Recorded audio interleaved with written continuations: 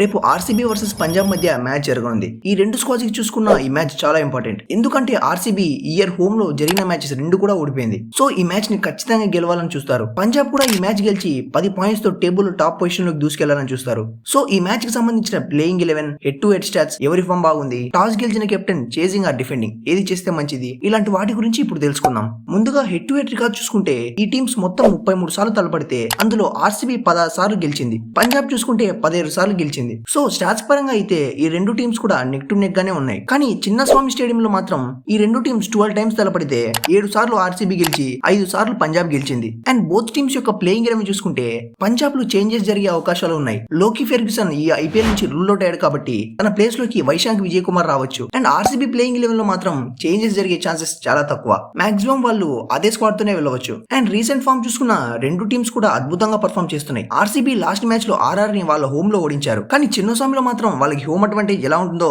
మనం చూస్తూనే ఉన్నాం.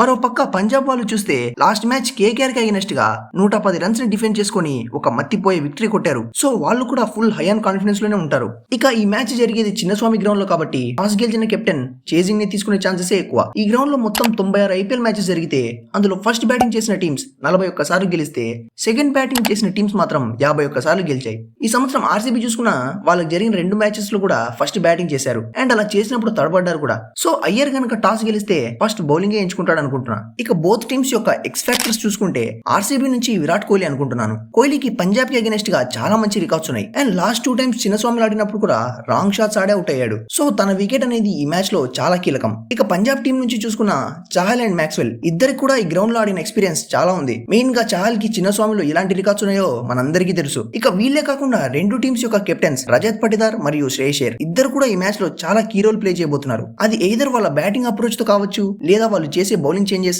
అండ్ ఫీల్డ్ ప్లేస్మెంట్ తో కావచ్చు. ఇక ఈ మ్యాచ్ లో ఆబ్వియస్లీ నో డౌట్ ఆర్సీబీనే ఫేవరెట్స్ గా బరిలోకి దిగుతారు. వాళ్ళకి హోమ్ లో ఎంత డిసడ్వాంటేజ్ ఉన్నా కానీ చిన్నస్వామి గ్రౌండ్ నుంచి ఎప్పుడు మంచి సపోర్టే ఉంటుంది. కానీ వాళ్ళ బ్యాక్ ఆఫ్ ది మైండ్ లో మాత్రం ఈ హోమ్ మ్యాచ్ అనేది పక్కా గెలవాలనే ఉంటుంది. అండ్ ఇదే కాకుండా ఆర్సీబీకి ఇంకా 4 హోమ్ మ్యాచెస్ ఉన్నాయి. సో వీళ్ళు ఈ మ్యాచ్ లో ఓడిపోతే ఈ మ్యాచ్ లో ఓడిపోతే సొంత హోమ్ డిసడ్వాంటేజెస్ ని అపోనెంట్స్ క్యాచ్ చేసుకునే అవకాశాలు కూడా ఉన్నాయి. సో ఇవేవి జరగకూడదు అనుకుంటే ఆర్సీబీ ఈ మ్యాచ్ ని ఖచ్చితంగా వాళ్ళ సొంతం చేసుకోవాల్సిందే. నాకైతే ఈ మ్యాచ్ లో ఆర్సీబీకి కాస్త ఎడ్జ్ ఉన్నట్టు కనిపిస్తుంది. ఎందుకంటే పంజాబ్ మిడిల్ ఆర్డర్ తో కంపేర్ చేస్తే ఆర్సీబీకి కాస్త బెటర్ డెప్త్ ఉంది. అండ్ బౌలింగ్ లో చూసుకున్న ఆర్సీబీ బౌలర్స్ కాస్త బెటర్ పొజిషన్ లో ఉన్నారు. ఎందుకంటే ఆర్సీబీ మ్యాచ్ గెలిచినా ఓడిపోయినా వాళ్ళ బౌలర్స్ మాత్రం ప్రతి మ్యాచ్ లో కన్సిస్టెంట్ గా రాణిస్తూనే ఉన్నారు. అలా అని పంజాబ్ బౌలర్స్ ని తక్కువ అంచనా వేయలేం. లాస్ట్ మ్యాచ్ లోనే చూసాం పంజాబ్ బౌలర్స్ ఎలాంటి పర్ఫార్మెన్స్ ఇచ్చారో. సో ఈ మ్యాచ్ లో ఎవరు గెలుస్తారు అనుకుంటున్నారో కమెంట్ చేయండి. అండ్ మీరు ఏ టీమ్ కి సపోర్ట్ చేస్తున్నారో కూడా చెప్పండి. సబ్స్క్రైబ్ చేసుకోవడం మాత్రం మర్చిపోదు. See you guys very soon.